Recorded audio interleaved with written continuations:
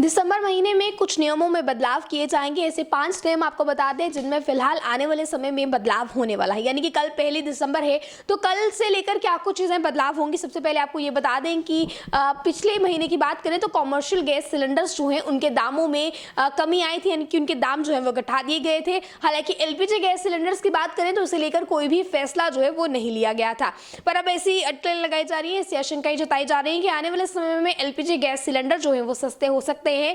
इस बात का पता दिन चढ़ने के साथ जो है वो चल जाएगा, यानी कि 1 दिसंबर के दिन ही इस बात का पता चल जाएगा कि एलपीजी गैस सिलेंडर्स के रेट जो है वो कम होते हैं या नहीं होते हैं। हालांकि ये बात कही जा रही है कि एलपीजी गैस सिलेंडर्स के दाम जो है वो कम हो सकते हैं। इसी के साथ सीएनजी और पीएनजी की कीमतों में भी जो कमी है वो आएगी। इसी के साथ ये भी कहा जा रहा है कि जो सीएनजी और पीएनजी की कीमतों में भी जो है इसी के साथ बदलाव आ सकता है।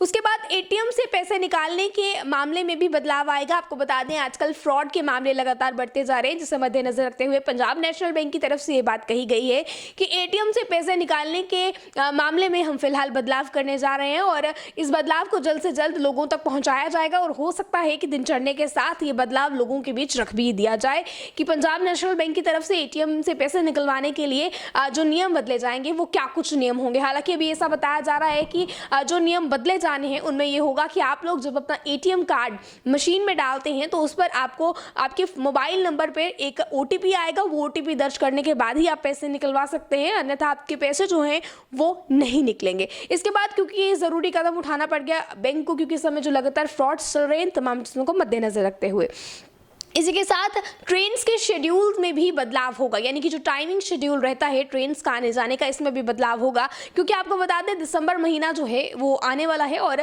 कल दिसंबर है तो 1 दिसंबर के बाद बहुत से राज्य ऐसे हैं, बहुत से शहर ऐसे हैं जहां पर ठंड का हान हो जाता है, यानी कि सर्दियां शुरू हो जाती है और सर्दियां शुरू होते ही कोहरा जो है वो सड़कों पर छा जाता है, ट्रेन की पटरियों पर छा जाता है और कोहरा छाने की वजह से ट्रेन कई बार ऐसा देखा गया है कि ट्रेन को रद्द भी करना पड़ा है मौसम खराब होने की वजह से। इसीलिए पहले से ही इन तमाम चीज़ों को देखते हुए ये बात की जानकारी जो है आप तक पहुंचा दें कि ये फिलहाल डिसीजन लिया जा रहा है कि ट्रेन के शेड्यूल्स भी बदल दिए जाएंगे। तो अगर आप ट्रेन से सफ़र करते हैं और एक जगह से दूसरी जगह पर जाते हैं तो ज़रूर कल जो भी इसके लिए शेड्यूल निकल कर सामने आएगा उस पर नज़र रखिएगा।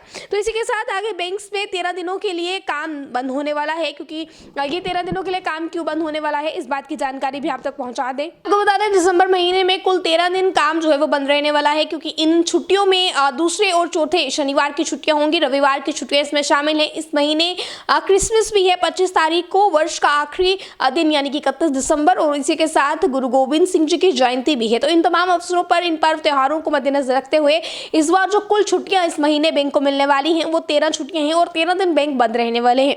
हालांकि आप ऑनलाइन के जरिए अब बैंक के काम निपटा सकते हैं। इसी के साथ पेंशन को जो जितने भी पेंशन होल्डर्स हैं, यानी कि जो पेंशन लेते हैं, उन लोगों को ये बात कही गई थी कि अपना लाइफ सर्टिफिकेट जो सबमिट करवाना जरूरी है।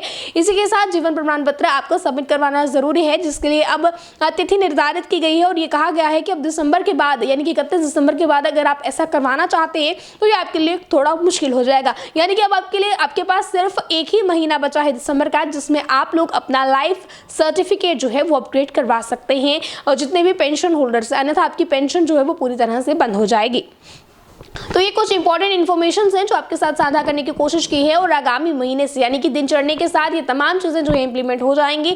फिलहाल इसलिए आपके सामने रखने की कोशिश की है। तो इन तमाम महत्वपूर्ण खबरों पर नजर रखिएगा और जैसे ही इनसे जुड़ी कोई महत्वपूर्ण अपडेट या कोई बदलाव आएगा हम आपके सामने रखने की कोशिश करेंगे। तब तक के लिए आप लोग देखते रहे अर्ली टाइम्स। मुझे कैमरा पर्सन गुलशन को दीजिए इजाजत। जय हिंद।